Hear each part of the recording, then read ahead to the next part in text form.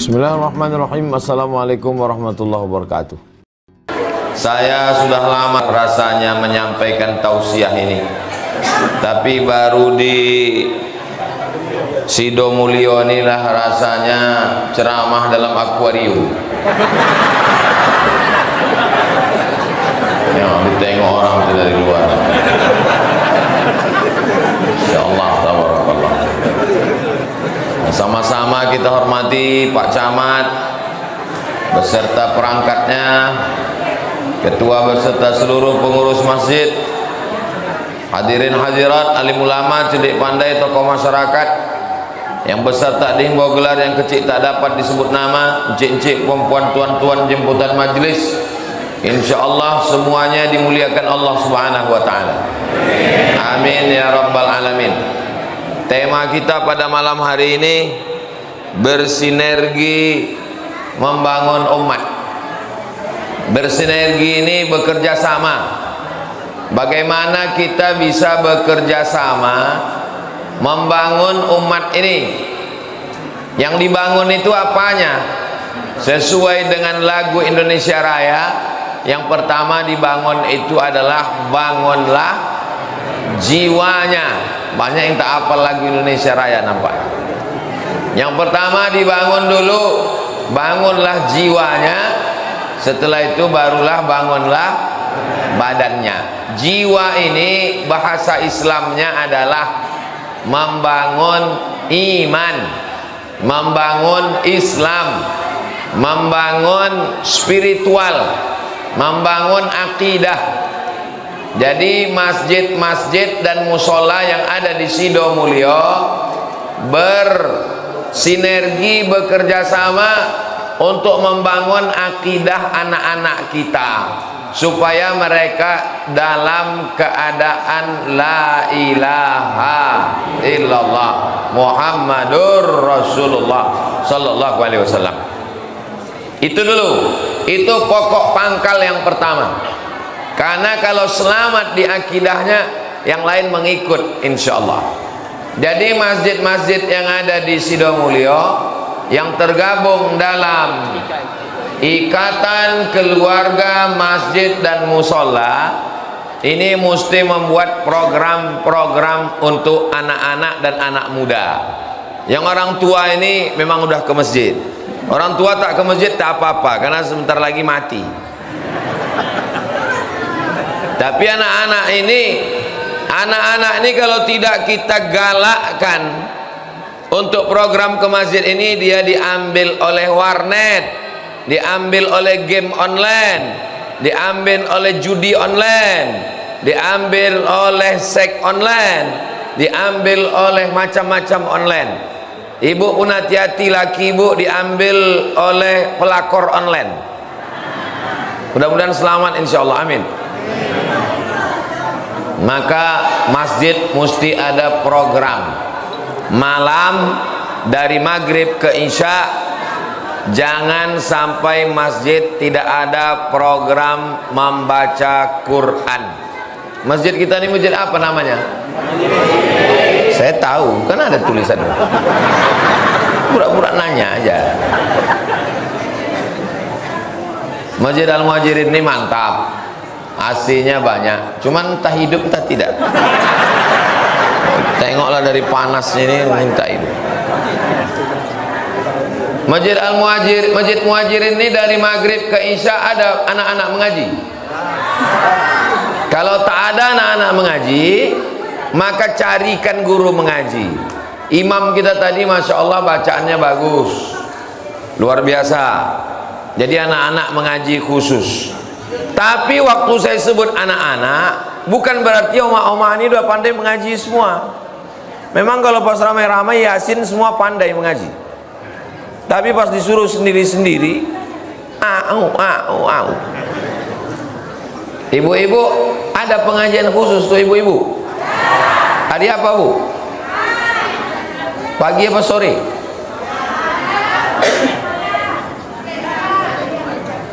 Anak-anak dari maghrib ke isya wajib, otomatis dia sholatnya 2 kali berjamaah, maghrib berjamaah, isya berjamaah. Ibu-ibu Kalau di tempat saya, ibu-ibu saya khususkan sore habis asar baca Yasin, Fatihah, Qul huwallah, Rabbil falak, Rabbin nas, pangkal Al-Baqarah, ayat kursi, ujung Al-Baqarah, tahlil la ilaha illallah, berdoa, habis itu baru pengajian.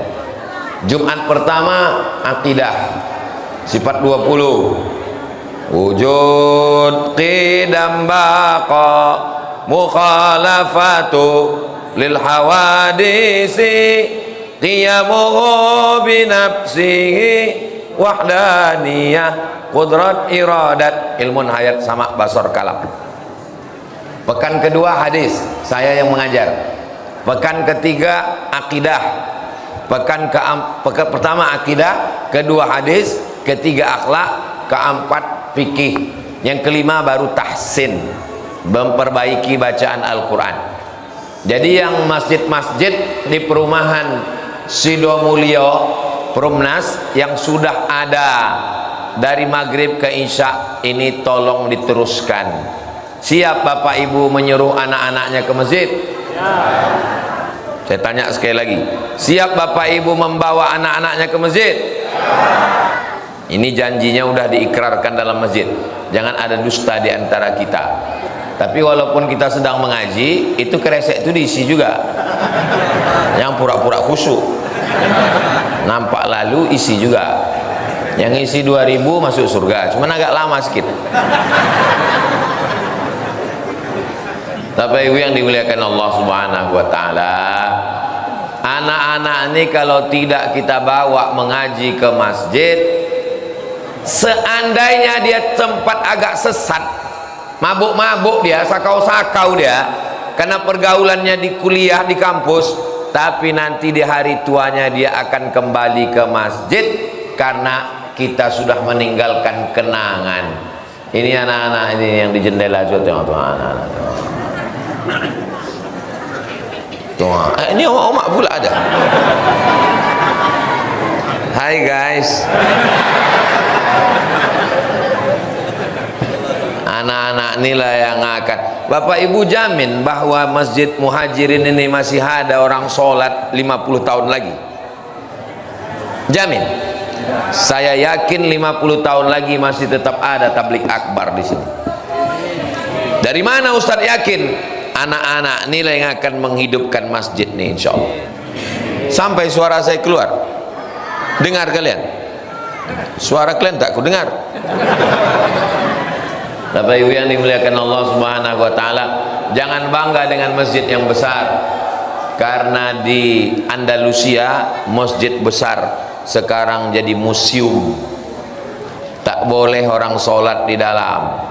Jangan bangga dengan kota mayoritas muslim, dulu juga muslim, betapa 700 tahun di Andalusia. Andalusia itu di mana Pak Ustadz? Real Madrid, Barcelona, Spanyol. Ada orang Islam di situ, tapi masjid sudah sempat dirubah menjadi museum. Zaman siapa itu perubahan? Ratu Isabella. Siapa namanya? Isabella. Isabella ini memaksa, kalau mau tetap di Spanyol kau mesti murtad. Kalau mau tetap tinggal di Spanyol, murtad kalian. Begitulah hebatnya kekuasaan politik. Belajar dari Spanyol, politik kekuasaan kalau dipegang orang tidak seakidah. Tuh contohnya. Toleransi, toleransi, toleransi. Macam tak paham kita toleransi. Orang Riau inilah orang yang paling bertoleransi, betul? Mana buktinya? Kalau dibilang orang Riau ini paling bertoleransi, mana buktinya? Kasih saya 3 contoh toleransi orang Riau. Mana yang anak muda? Aziz, anak muda. Kasih saya contoh 3 toleransi orang Riau. Itu, kasih saya contoh 3 toleransi orang Riau. Di dekat airport ada tempat ibadah orang Hindu. Apa namanya? Pura. Pura. Waktu saya dipersekusi di Bali, muncul satu gerakan ingin merusak pura. Saya buat video pendek. Jangan kalian rusak pura yang ada dekat airport, karena itu dibangun oleh Pemda, pemerintah daerah Riau, ingin menunjukkan bahwa kita terbuka untuk siapapun. Contoh kedua, pergilah ke pasar bawah. Di pasar bawah itu ada kampung pecinan, kampung saudara kita Tionghoa. Jalan apa namanya?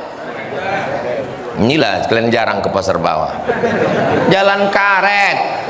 Saudara kita, kalaulah orang Islam ini radikal kepala kau kena pukul, sudah lama itu hancur dibakar. Jadi yang menuduh Abdul Somad radikal, aku penceramah di Riau ini. Kalau radikal aku udah rata itu semua dengan tanah. Rahmatan lil alamin. Contoh ketiga, di depan Masjid Agung An-Nur, apa nama bangunannya? HKBP, Huria Kristen Batak Protestan Halak Ita Sasudina. Jadi kalau ditanya apakah orang Riau ini menerima masyarakat berbeda suku, berbeda bangsa, ya. Apa nama jalan yang paling besar di Pekanbaru?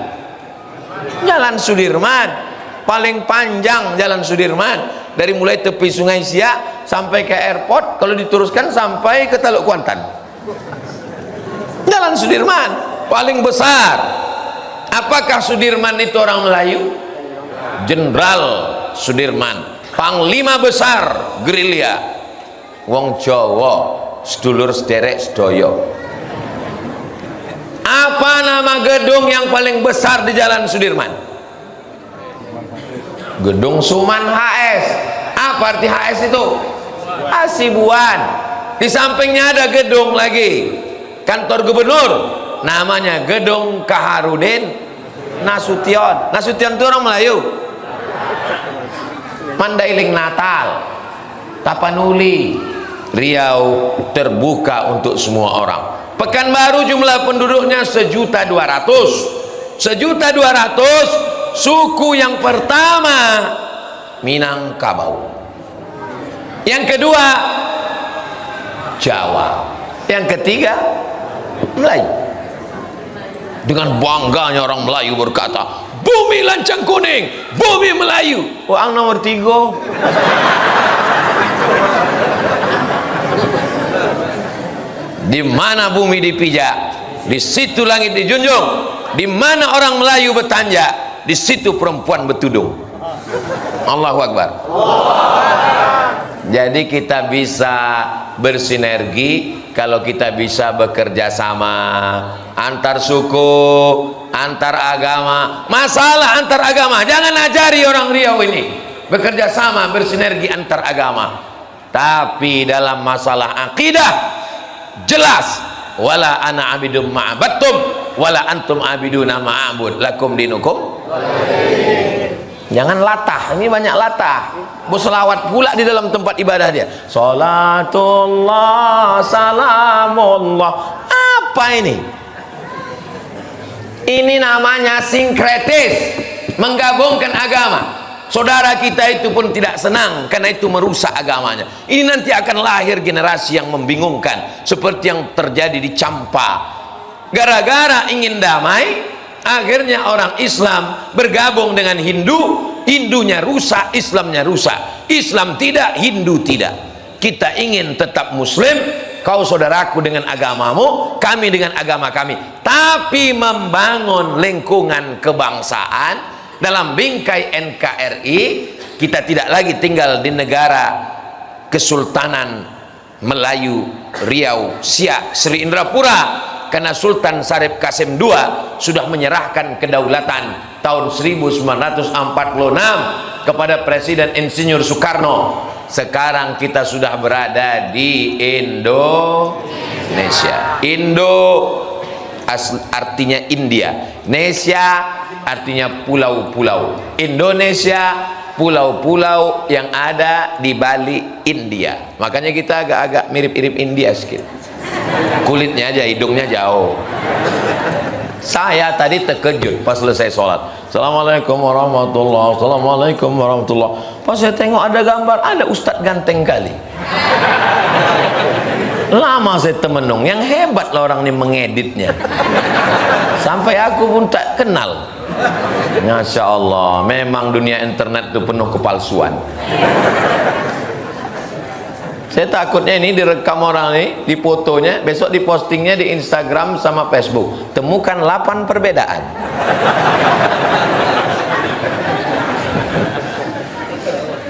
Siap jaga persatuan? Ya. Kalau beda agama di Pekanbaru, di Riau kita bisa menjaga persatuan, apalagi sesama masjid dan musola. Ini acara besar ini bisa terwujud. Ini kan karena rukun antara masjid dan musola ini kan, betul?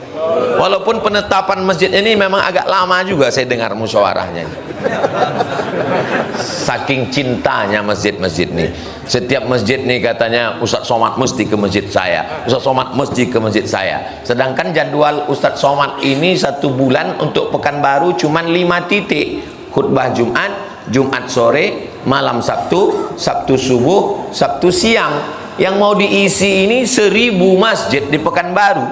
1 bulan jatahnya cuman 5. Berarti 1 tahun cuman berapa itu? 60 masjid. Kalau saya isi ini 2 gondangnya. Kalau tak saya berhenti, masjid ini berhenti.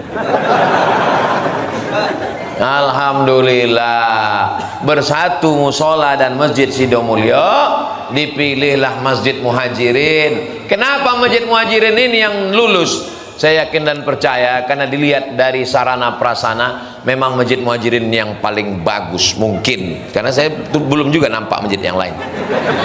Sound sistemnya bagus, kaligrafinya bagus, AC-nya, kipasnya bagus, atapnya bagus, ada daftar keuangannya lengkap, walaupun belum ada duit masuk nampaknya. Ya, belum ada duit keuangan masuk. Ada pula lapor keuangan anak yatim, fakir miskin, suara imamnya bagus, kaligrafinya cantik. Jadi mudah-mudahan masjid-masjid lain ambil contoh Masjid Muhajirin ini, insya Allah. Ada sekolah MDA-nya. Nah, ini penting. Jangan masjid itu hanya sekedar subuh, zuhur, asar, maghrib, isya. Anak-anak sekolah di mana? Jadi kalau membangun masjid ke depan, siapkan tanah lapang, tanah kosong, supaya ada anak-anak sekolah MDA. Tapi anak sekolah MDA, alah nasib MDA sekarang, hidup segan mati tak mau, macam kerakap tumbuh di batu. Tapi mau menghidupkan MDA ini mudah saja. Buatkan perda, peraturan daerah. Siapa yang anaknya tak punya ijazah MDA, tak boleh masuk SMP. Bisa apa tak bisa? Bisa. Kalau dibuat perda macam itu, siapa yang tak lulus MDA tidak boleh masuk SMP, tak boleh berbini. Untuk mengentaskan buta huruf Al-Quran. Bapak setuju? Iyalah bapak setuju, bapak udah berbini. Yang belum nih, berapa banyak sekarang kepala rumah tangga tak pandai mengaji.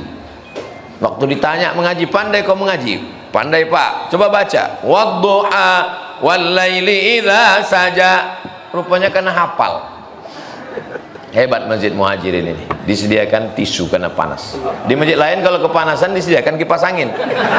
Kalau di sini tidak disediakan tisu.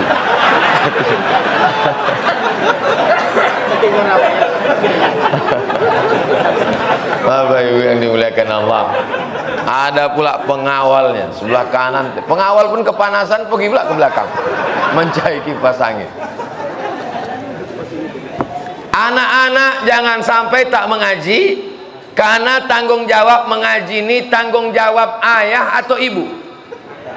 Ayah, bapak hati-hati pak, bapak akan diminta tanggung jawab di hadapan Allah. Sudahkah kau ajar anakmu mengaji? Yang sudah menyerahkan anaknya ke Muhajirin, alhamdulillah. Yang belum menyerahkan, walaupun malam ini banyak yang tak datang, karena penduduk Muhajirin ini kabarnya berapa perumahan Sidomulyo nih? Hah? 5 RW. lima masjid, satu musola, penduduknya tadi 20.000 apa berapa? Jadi kalau 20.000 penduduknya, ini paling 10% ya ini. Ini upil-upilnya aja Bang. Artinya banyak yang tak ke masjid. Dan kalau mereka datang ke masjid terlalu penuh, masjid ini membludak, mungkin di masjid lain, atau mereka mungkin streaming. Tapi saya yakin pesan-pesan malam ini sampai ke telinga mereka, karena mereka semuanya punya paket dan menonton channel Ustadz Abdul Somad Official. Subscribe, like, share, and comment. Salah Pak Ustadz, malam ini bukan di channel itu, ada channel baru, namanya channel Tabung Wakaf Umat. Semua duitnya untuk pesantren Yayasan Tabung Wakaf Umat, keluar dari Leton. Ingat Leton? Itu ada Simpang Bingung, tahu Simpang Bingung? Belok ke kiri sebelum pemakaman Covid, disitulah letak pesantrennya.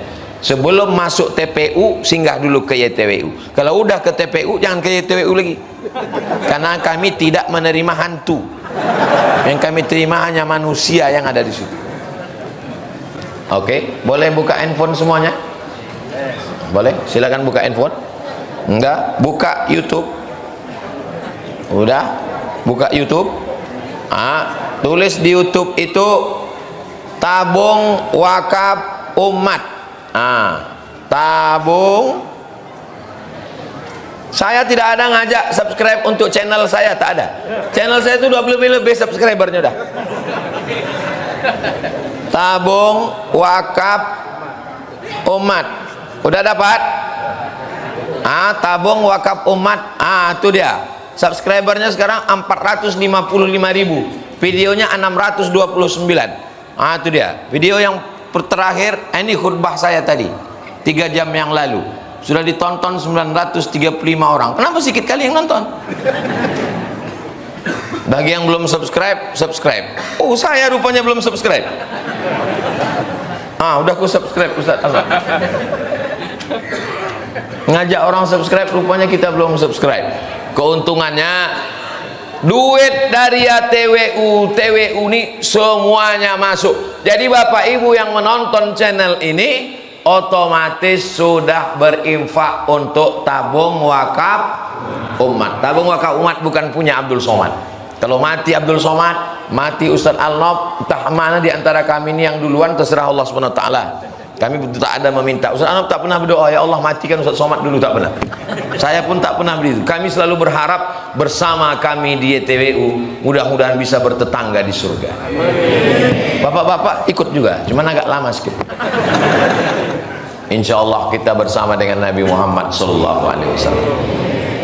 Isi masjid dengan mengaji. Apa kendalanya? Guru mengaji tak ada. Minta ke Ustadz Al-Nob, kita punya banyak stok. Sedangkan guru mengaji ke tempat daerah Tenayan Raya, tempat Batu Bata, yang tak ada orang guru mengaji, dikirim ke sana, digaji oleh TWU, dikirim makanan bulan suci Ramadan. Berapa guru dikirim sekarang ke sana Ustadz Al-Nob? Di Tenayan ada 1 Ustaz, di Bagan Benio ada 2. Bagan Benio 2 orang, di Tenayan Raya ada 1 orang. Guru-guru mengaji digaji. Ini semua. Tapi untuk di Muhajirin kami tak sanggup menggaji. Ya jangan pula minta ke kami lagi nanti. Bapak Ibu yang dimuliakan Allah Subhanahu wa taala. Adapun ibu-ibunya maka mengaji sore Jumat. Yang sudah mengaji alhamdulillah. Yang belum mengaji apalagi ditunggu Bu. Malaikat maut udah dekat, udah di pasar pagi Arengka udah. Tak lama lagi sampai kemari. Inna lillahi wa inna ilaihi raji'un. Apa yang mau kita tunggu lagi sebelum kita beramal menghadap Allah Subhanahu wa taala? Ini poin yang pertama. Bapak-bapaknya kapan mengaji? Pengajian di Masjid Muhajirin ini seminggu berapa kali? Sekali seminggu. Sabtu subuh. Mantap. Tapi kalau bisa tambah sedikit. Supaya apa? Paling tidak 3 pengajian. Pertama akidah, supaya akidahnya kuat ahlus sunnah wal jamaah. Yang kedua fikih, fikih sholat, hatam fikih sholat, fikih puasa, hatam fikih puasa, fikih zakat, hatam fikih zakat, fikih haji umrah, hatam fikih umroh, insya Allah umroh bersama Ustadz Abdul Somad bulan Februari, insya Allah. Amin. Berjumpa kita di Makkah, insya Allah. Ongkos tanggung masing-masing. Fikih muamalah, jual beli, utang piutang, gadai menggadai, jangan sampai rupanya kita termakan riba. Jadi betul-betul berkulikurung, bersilabus. Dengan Ustadz Abdul Somad ngajinya apa? Kitabnya 2. Sekarang sedang mengkaji 2 kitab. Pertama At-Targhib wa Tarhib. Yang kedua kitab Riyadhus Shalihin min kalami Sayyidil Mursalin. Rata-rata ustadz-ustadz kita ini mengajinya pakai kitab sekarang. Ada kitab hikam. Siapa itu Ustaz Anok? Kitab hikam Ibnu Athaillah Sakandari, Ustadz Hasbullah. Ada namanya kitab Bulughul Maram, itu dengan Ustadz Zul Hendri Rais. Ada lagi kitab Aqidatul Awam. Aqidatul Awam, syarahnya Jala'ul Afham. Jadi tidak lagi kita ceramah. Ada sebagian tempat nih, asal nampak Ustadz tuh langsung ingat judul ceramahnya. Kalau dengan Ustadz ini sabar biasanya nih. Insya Allah ngaji sabar. Marilah kita sabar, marilah kita sabar. Laki kita hilang sabar, selop kita hilang sabar. Itu bukan sabar, itu bongak. Sabar itu artinya sabar keluar duit untuk menolong agama Allah. Itu sabar. Sabar itu artinya sabar menahan kantuk untuk tahajud malam. Itu sabar. Itulah sabar yang tinggi itu. Adapun sabar karena kematian, sabar karena sakit, itu memang mau tak mau mesti sabar. Ada orang sakit tak sabar, iya makin sakit. Rupanya kalau tak sabar kita sehat, rupanya tetap sakit. Jadi orang yang sabar karena sakit, orang sabar karena kebakaran, orang sabar karena kerugian, itu memang mau tak mau, suka tak suka, mesti sabar. Sabar yang tinggi kualitasnya itu adalah sabar tak ganti mobil baru, sabar tak ganti rumah baru demi untuk rumah Allah. Allahu Akbar. Itulah orang yang layak mengatakan Allah Maha Besar. Rupanya kalau kita sabar akhirnya datang juga kipas angin itu. Betul, memang terbukti malam. Itulah kalau kita sabar. Memang agak-agak 2-3 kali sindir dia baru turun. Itu namanya usaha. Itu ikhtiar. Jangan kita diam aja, udah diam pas keluar baru bercakap. Memang saya orangnya tak gitu. Saya orangnya to the point. Simbah daun nampak buah. Kalau panas saya bilang panas. Kalau dingin saya bilang dingin. Kalau enak saya bilang enak. Memang saya begitu dari dulu. Tak pandai saya menutup-nutupi. Tapi ibu yang dimuliakan Allah Subhanahu wa taala, jiwanya dibangun di masjid. Satu hari berapa kali jumpa? 5 kali. Subuh, zuhur, asar, maghrib, isya. Ada Pak Ustadz saya satu komplek, satu perumahan kami di Sidomulyo. Sidomulyo. Sido itu artinya datang kan? Sido itu bahasa Jawa artinya jadi. Sido dadi. Sido jadi, mulio jadi mulia. Jadi siapa aja yang tak mulia datang ke perumahan ini jadi mulia. Nah itu hebatnya. Amin. Nama itu doa. Jadi kalau banyak kita berdoa dikabulkan Allah salah satunya, insya Allah. Amin ya rabbal alamin. Jadi membangun kebersamaan kita ini di masjid dengan sering berjumpa, subuh berjumpa, zuhur berjumpa, asar berjumpa. 3 kali tak berjumpa mulai bertanya, Syanu dulu mana dia? Meninggal dia Pak Ustaz. Kirimkan Al-Fatihah. Mak penuh dah duit dah. Di tempat lain dibuat kotak. Tempat-tempat lain dibuat kotak, tak tahu kita entah apa isinya, entah penuh entah tidak. Tapi di Muhajirin ini mantap, dibuat kresek transparan. Jadi duit-duit nampaklah Pati Murah membawa golok gitu. Goyang-goyang duit di dalam. Nah itu jadi hebat. Jadi banyak ide-ide yang bisa kita ambil di Muhajirin ini, insya Allah.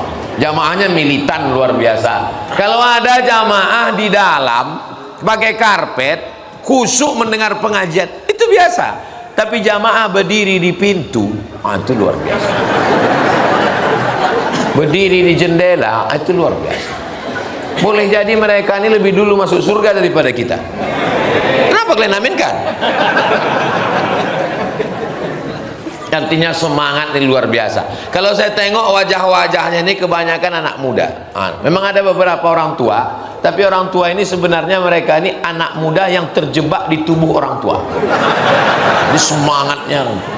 Saya lebih suka yang begitu daripada kita ceramah ke kampus banyak anak muda tapi lemah, letoy, loyo, lunglai.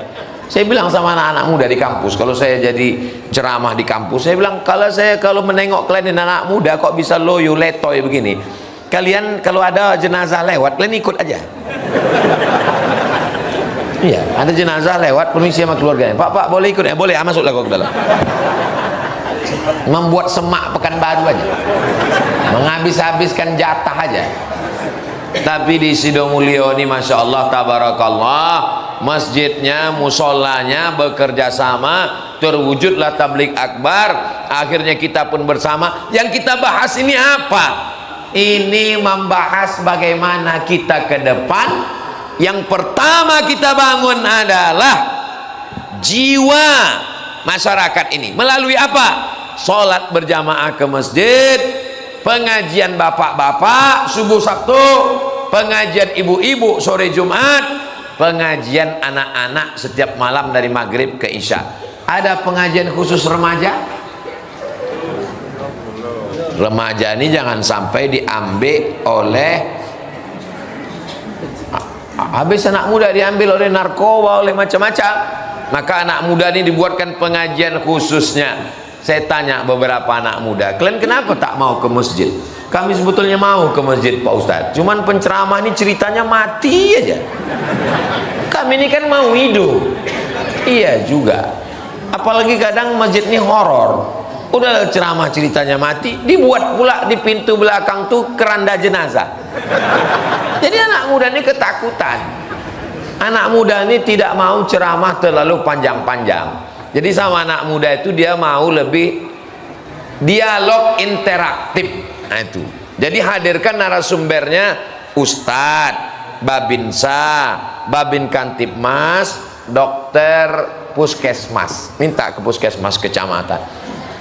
Pembawa acaranya anak muda, pembaca Qurannya anak muda, dikelola oleh anak-anak muda.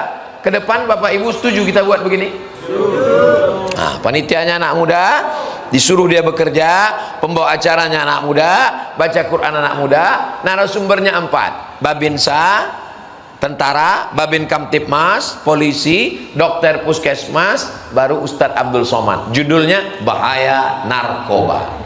Nah, nanti dimintalah Pak polisi bicara agak 5 menit. Bagaimana Pak Babin Kamtipmas tentang masalah narkoba? Kami sebagai polisi ini melihat narkoba ini membahayakan. Jadi menurut kami ya mereka ini kita tembak mati aja. Lalu kemudian ditanya, anak-anak udah nih dialog. Lalu ditanya ke Babinsa, bagaimana Pak Babinsa? Kami sebagai TNI menjaga kedaulatan negara kesatuan Republik Indonesia. Setiap perbatasan-perbatasan itu kita jaga dari serang-serangan musuh. Alhamdulillah Belanda dan Jepang tidak menyerang lagi. Tapi narkoba ini luar biasa. Maka siapa yang mengedarkan narkoba berarti pengkhianat. Ini kita celupkan aja ke Samudra Atlantik. Ya, kita tenggelamkan aja dia di Selat Malaka, kata Pak Babinsa. Lalu kemudian ditanya pula Pak Dokter, gimana Bu Dokter? Kata Bu Dokter, bagaimanapun juga, kebetulan nih Bu Dokter puskesmas ini perempuan. Kata dia, kita tidak boleh terlalu keras. Tapi saya mau ngasih tahu bahwa narkoba ini paling tidak efeknya 3. Yang pertama bodoh, yang kedua gilo, yang ketiga mati. Habis itu ditanya pula Ustadz, bagaimana Pak Ustadz Abdul Somad tentang narkoba ini? Hukuman narkoba ini sama dengan hukum khamar, karena dia sama-sama memabukkan. Jadi hukumannya adalah kalau dia pemakai, dia dicambuk 80 kali cambuk pakai pelepah korma. Karena tak ada pelepah korma, jadi batang sawit lah. 80 kali.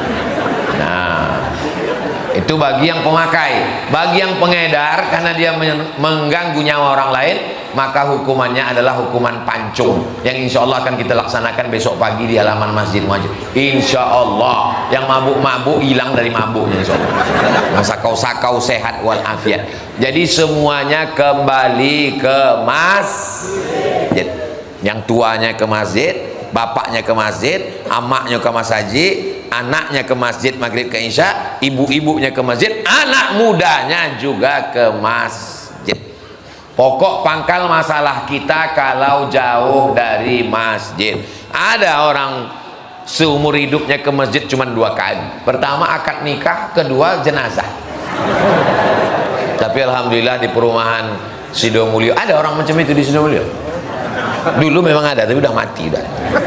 Yang sekarang nih orang baik-baik semuanya, alhamdulillah. Ya Allah, yang malam ini baru pertama kali ke masjid, mudah-mudahan istiqomah ya Allah. Amin. Bapak Ibu yang dimuliakan Allah, poin yang kedua setelah dibangun malam ini 60 menit saya bicara. Yang saya bicarakan ini 3 poin saja. Yang pertama poin jiwa agama, yang kedua adalah poin ekonomi. Masjid idealnya punya tempat belanja. Duitnya masyarakat mengumpulkan duit, beli beras langsung tanpa melalui lintah darat. Lintah darat memodali petani, dipinjamkan duit beli pupuk, dipinjamkan duit untuk beli traktor, tapi nanti waktu panen yang menetapkan harganya bukan petani tapi lintah darat. Rentenir, jangan sebut rentenir, terlalu mulia. Lintah darat, semua yang di air ini asal naik ke darat gawat. Lintah darat sama buaya. Lintah darat ini bisa diputus, masjid langsung ke petani, petani dimodali, sehingga waktu panen harga antara petani dengan masjid.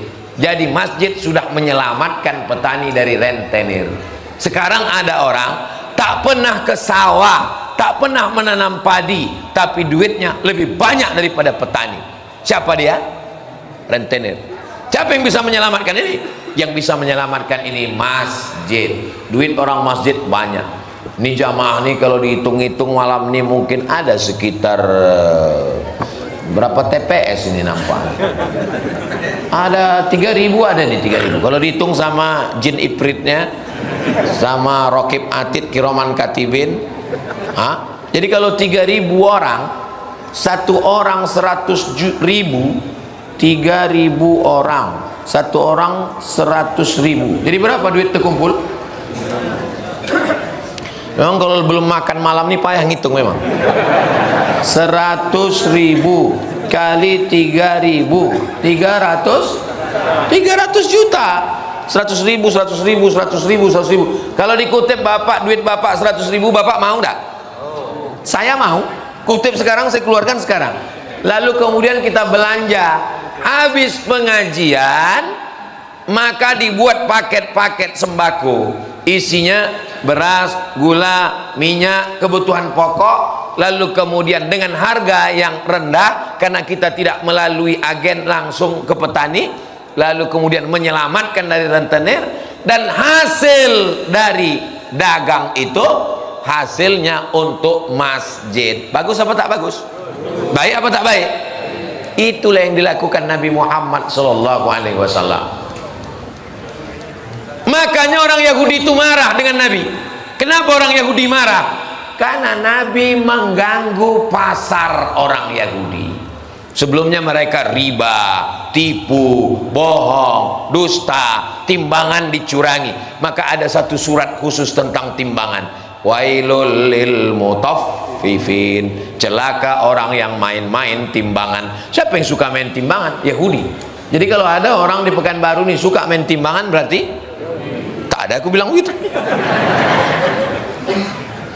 Maka ini kalau kita perbaiki ini, ekonomi umat bangkit. Jangan belanja ke tempat orang yang kalau duitnya banyak dia jadi kaya. Yang kaya makin kaya, yang miskin makin melarat. Belanjalah ke warung tetangga yang kira-kira kalau duitnya banyak dia berzakat, berwakaf, berinfak, bersedekah. Menawar jangan macam membunuh. Ini kadang banyak saya tengok menawar, bangga kalilah dia bisa menawar 1.000 perak. Padahal orang 1.000 perak itulah untuk uang sekolah anaknya, untuk anaknya masuk mengaji. Jadi menawar boleh, tapi menawar secukupnya. Ini berapa ikannya, Bu? 15.000. 5.000 aja ya. Untunglah tak aku yang berjual. Kok aku jualan kasih pisau. Kenapa tak kau tikam aja aku nah. Kan membunuh namanya. Padahal anaknya mau sekolah, istrinya mau melahirkan, rumahnya belum lunas, motornya masih kredit. Satu-satunya yang lunas di rumah itu cuma satu, bininya. Yang lain masih angsuran lagi semua. Maka kita ini coba pikirkan, kalau belanja tolong pikirkan, aku belanja ke tempat ini, duitku ini kira-kira menolong saudaraku ini atau mengkayakan orang kaya. Gara-gara ceramah inilah banyak orang marah sama saya. Somad, kalau ke masjid cerita sholat aja, cerita sholat, selawat, jangan urus-urus dagang, jangan urus-urus bisnis. Nabi Muhammad SAW cerita tentang bisnis, cerita tentang dagang, cerita tentang jual beli. Ayat yang paling panjang dalam Quran surat Al-Baqarah ayat 282, bukan tentang sholat, tapi ayat tentang duit, utang piutang. Yang paling detail, bukan sholat zuhur 4 rakaat, sholat subuh 2 rakaat, sholat asar tak berbunyi, sholat isya berbunyi 2 tak berbunyi 2, sholat maghrib 3 rakaat. Tidak, itu dijelaskan di hadis. Yang paling detail dalam Quran, 1/2, 1/4, 1/6, 1/8, bagian laki-laki 2 kali bagian perempuan. Ayat tentang apa itu? Tentang harta warisan. Jadi kalau ada orang mengatakan tak usahlah kaji-kaji masalah harta tuh Pak Ustaz, tak usahlah urus-urus masalah duit Pak Ustaz, kita urus sholat aja Pak Ustaz. Kau sedang mengkebiri ajaran Islam, kau sedang menggunting ajaran Islam. Islam ini ajaran yang menyeluruh, dari mulai akidah, syariah, akhlak. Kalau yang kusampaikan ini sudah dilaksanakan, teruskan. Kalau yang belum, musyawarahkan. Karena aset kita ini besar pada kekuatan umat. Makanya judulnya pun dibuat, judulnya Membangun Umat. Ini tak ada hubungan dengan partai kan? Poin yang ketiga, saya kalau ceramah itu biasanya pakai poin. Kenapa Ustaz Somad kalau ceramah itu pakai poin? Supaya adik-adik mahasiswa biasa berpikir sistematis, supaya kalian walaupun tak mencatat ada pikiran. Apa yang dijelaskan Abdul Somad tadi? 3. Yang pertama, membangun jiwa, spiritualitas, agama. Yang kedua, membangun ekonomi. Yang ketiga, membangun politik. Saya berceramah, jangan minum khamar, jangan main judi, jangan berzina. Bagus apa tak bagus? Bagus. Menggelegar. Keluar dari masjid, masuk ke gang, nampak anak muda sedang main judi, lepak. Bisa saya larang? Mana bisa saya larang? Di sini yalah saya garang, banyak yang mengawal. Pas saya jalan sendiri, jangan kalian main judi. Apa urusan Ustadz? Urus aja masjid Ustadz. Tapi coba kalau berdakwah dengan politik, keluar perda, peraturan daerah, yang tertangkap berjudi, yang tertangkap jual khamar pinggir jalan, tangkap. Bisa apa tak bisa? Bisa. Bapak Kapolres, Bapak Kapolda, Bapak Babin Kamtipmas bisa menangkap kalau ada payung hukumnya. Payung hukumnya apa? Undang-undang kalau pusat. Kalau kabupaten kota namanya perda. Yang membuat perda itu siapa? Anggota legislatif. Yang memilih itu siapa? Kita yang memilih. Kita mencoblos, terserahlah mau dicucuk lubang hidungnya atau keningnya. Saat mencoblos itu kita sedang bersaksi di hadapan Allah. Kalau kupilih orang ini akan mengeluarkan perda, tak boleh jual khamar. Menggelegar khutbah saya di Masjid Raya Pasar Bawah. Innamal khamru wal maisiru wal ansabu. Begitu keluar dari masjid, yang dari jalan Pasar Bawah ke jalan Sudirman flyover tuh, kiri tuh kan, jual khamar semua kiri kanan. Malu-malu lah nengoknya gini. Mana bisa? Tak mungkin saya ceramah di situ. Ya ayyuhallazina amanu. Nah mungkin. Berdakwah yang paling efektif adalah dengan kekuasaan. Makanya ketika orang baik dia memilih orang baik. Kalau orang baik tak memilih, ingat, pezina akan memilih pezina, pecandu narkoba akan memilih pecandu narkoba, pemabuk akan memilih pemabuk. Ingat, kita tidak lagi tinggal di negara Siak Sri Indrapura yang dipimpin oleh Sultan Syarif Kasim. Kalau meninggal digantikan oleh anaknya, kalau meninggal digantikan oleh cucunya. Kita tinggal di negara demokrasi. Dalam demokrasi, suara yang terbanyak itulah suara Tuhan. Maka orang sholat kalau tidak memberikan suaranya, dia berarti tidak berkontribusi dalam pembangunan umat. Mana yang lebih efektif dakwahnya, ustadz atau polisi? Ini pertanyaan yang berat, saya tahu, tak usahlah dijawab. Saya kalau melarang orang melalui mikrofon, melalui ceramah, melalui khutbah bisa. Tapi kalau jadi pejabat, kalau jadi polisi, jadi tentara, cukup dengan pistolnya dicabut. Glenn kalau mau main judi, main lah, main. Ku pecahkan ginjal Glenn. Selagi pistol itu masih hidup, pakailah. Jangan nanti udah pensiun, baru datang. Selesai Ustadz Somad pengajian baru, Ustadz apa yang bisa kita lakukan? Bapak masih aktif Pak? Baru selesai Pak. Banyak-banyak istighfar aja lah Pak. Dulu waktu pistol itu meletup, kenapa tak dipakai? Sekarang udah tinggal pistol air baru bersemangat.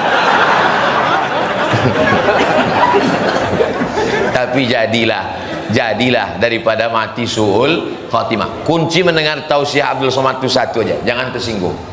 Karena beberapa jamaah yang tersinggung balik meninggal. Berapa yang disampaikan Abdul Somad malam ini? Yang pertama membangun jiwa, yang kedua membangun ekonomi, yang ketiga membangun politik, tanpa menyebut partai, tanpa menyebut orang, tanpa menyebut caleg, tanpa menyebut nama. Saya ingin umat Islam melek politik, melek ekonomi, melek itu apa Pak Ustaz? Melek biji matunya itu buka kang.